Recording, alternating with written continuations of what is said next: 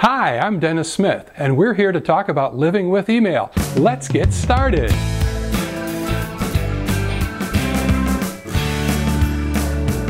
Email is one of the most important and efficient tools that we all work with every day. Yet, everyone has made up their own rules as they've grown up with email because email has grown up with us. And what that has brought us to is a point where most everyone, to some degree or another, is a slave to their inbox. And we need to break free of that. Is email really your job? Do you have a huge backlog? In later lessons, we're going to show you how to deal with a huge backlog and take back control of your inbox. Twitter, Facebook, friend feed, the other social media that we work with every day, those things to some extent have replaced some of the functionality of email, but they are far more distracting and you're far more likely to lose focus in working with them. We'll talk about those in a later lesson also. The basic method that we use for email is called 24 and out. Hopefully you've already looked at that lesson. If you haven't, take a break now and go look at it because it's part of the rationale and the basis for what we're going to talk about now. So here are the contents of this video. First, we're going to talk about why you would want to change how you work with email and what benefits that you would reap from that. We're going to talk about the top steps that you could take with your personal email, and we're also going to talk about the top steps that you can take with your work group to change how you all use email for everyone's benefit.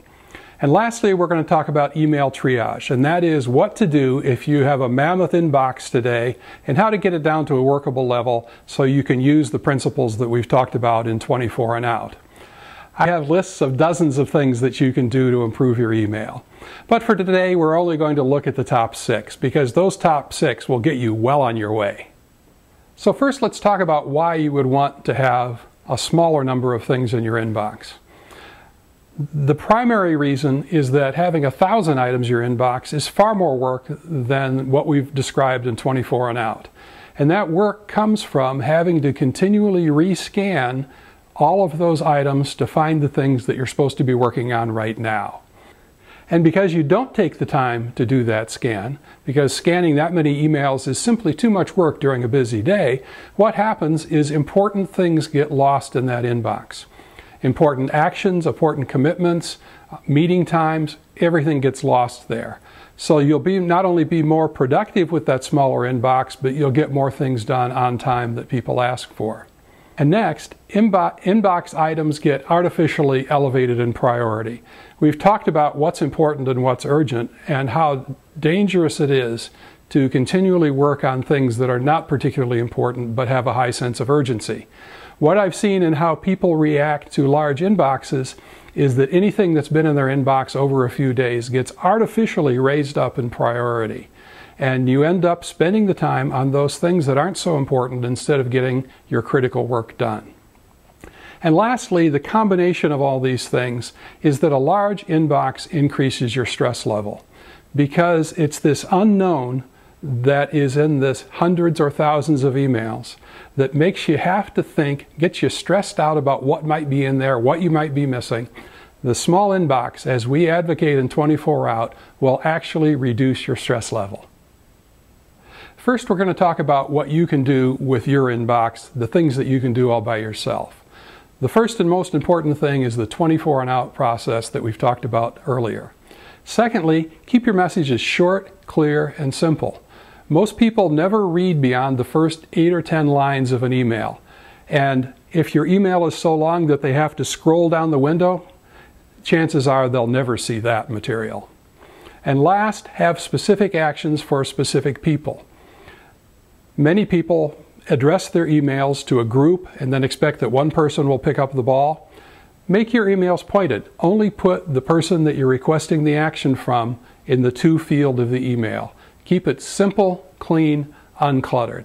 Then people can take the time to look at what you're saying and you can take back control and make your email more productive for you.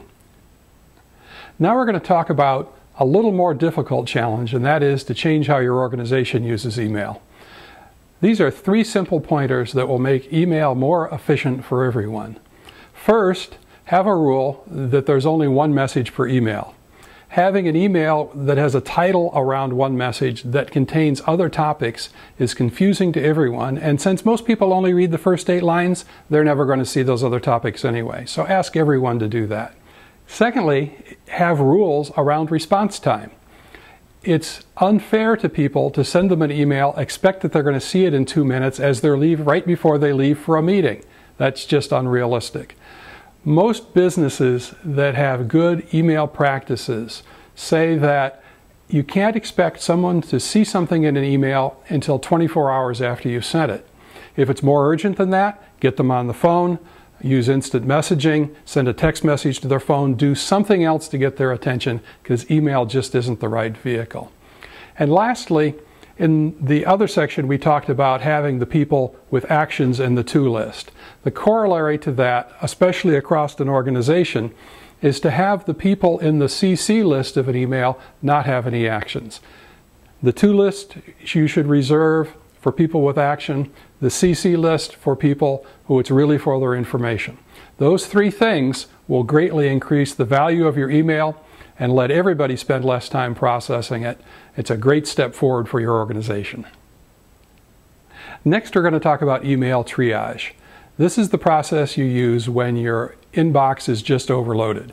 It's when you've come back from vacation, come back from a day out of the office, whatever the cause, there are several steps that you can take and should take and some processing rules for how to deal with that inbox. First of all, you need to avoid having to re-look at the emails that are in the box. It takes you about 10 seconds to open, look at an email, and decide if you're going to do something with it or not. And that time is wasted if you have to go back and do that again. So in general, an email triage, look at it, deal with it, delete it, move it someplace else, whatever, but just look at things once.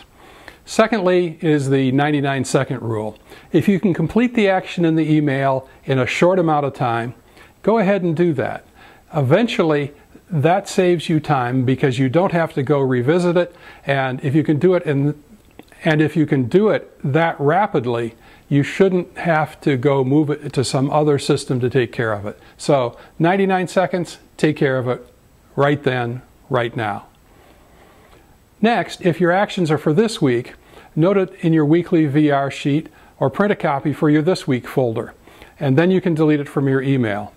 A quick way to move on for something that you actually have to work on later this week. Remember that this is triage. For each email, complete it, move it into your workflow, put it into your tactical support system, do something with it. And lastly, remember the 24 and out exemption. The 24 out exemption is that if you can complete this work in under 24 hours and it's under 24 minutes in order to do it, it's perfectly fine to leave it in your inbox. Once that 24 hours passes though, or it looks like it's going to take longer than the 24 minutes, you should move it into your This Week folder or move it somewhere else in your tactical support system. So take these steps, go through that inbox, whittle it down to a reasonable level, and you'll be happier, lower stress, and more effective in your work. Email is a big challenge. It sits at the center of important work and work that is too often urgent but not important. You need to move through it quickly so that you can refocus, rapidly refocus, on what's important to you.